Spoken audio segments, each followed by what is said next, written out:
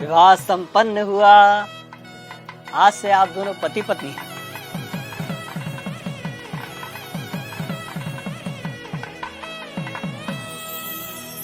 भाई साहब, पंडित जी को भी दक्षिणा देके निपटाओ बस।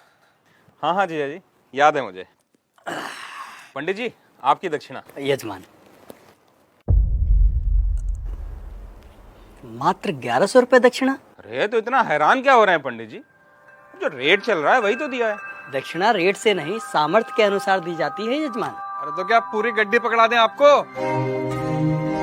अरे श्रीमान, मैंने ऐसा कब कहा? मैं तो बस ये कह रहा हूँ कि आप लोगों ने विवाह इतनी धूमधाम से किया है और दक्षिणा इतनी कम।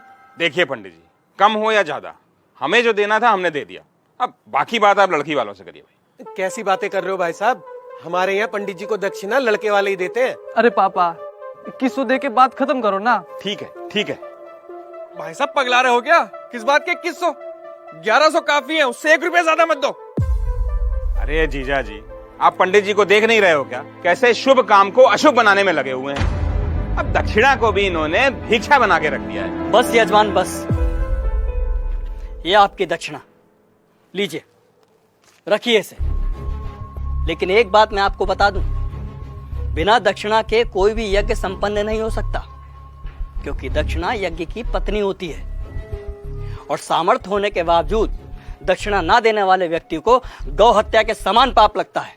अरे यार, इन पंडितों का यही है, जरा सा कुछ कह दो फौरन पाप पुण्य शुरू हो जाता है इनका, और इनकी जेब भरते रहो तो सब ठीक है। सही कह रहे हो जीजा जी। अरे मजे तो इन्हीं के हैं। गद्दे पे बैठ के 2-4 मंत्र पढ़ेंगे, विवाह संपन्न हुआ कह के मांग लो मोटी दक्षिणा। बस, बहुत बोल चुके आप लोग, अब मेरी सुनिए। अरे आप जैसे व्यक्ति लाखों करोड़ों रुपए विवाह के खान पान, गहनों, महंगी गाड़ियों, आतिशबाजी और बैंड बाजों में खर्च कर देते हैं, लेकिन जब समय आता है पंडित जी को दक्षिणा देने का, तब आपके हाथ रुक जाते हैं, मानो पंडित ने दक्षिणा नहीं आपसे आपकी संपत्ति मांग ली हो। एक बात बताइए, यदि किसी विवाह में पंडित ना हो, फेरे और बाकी कर्मकांड ना कराए जाए, तो इन 56 भोगों, नाच गाने और शराब पी के हुड़दंग मचाने से विवाह संपन्न हो जाएगा?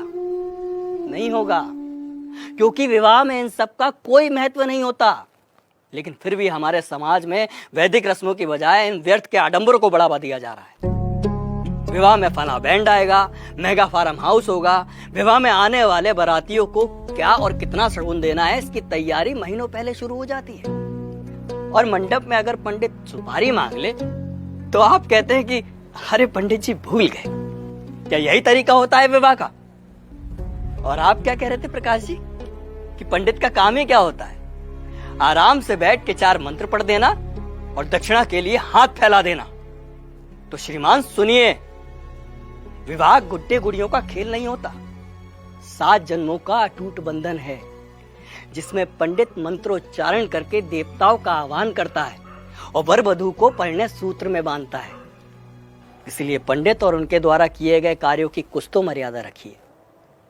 उन्हें दक्षिणा भीख समझकर नहीं, आपको जीवन की सबसे बड़ी खुशी देने के लिए दीजिए।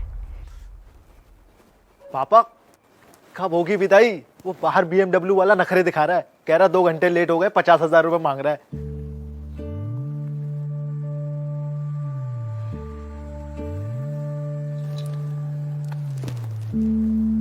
ये तुम्हारे विवाह की दक्षिणा।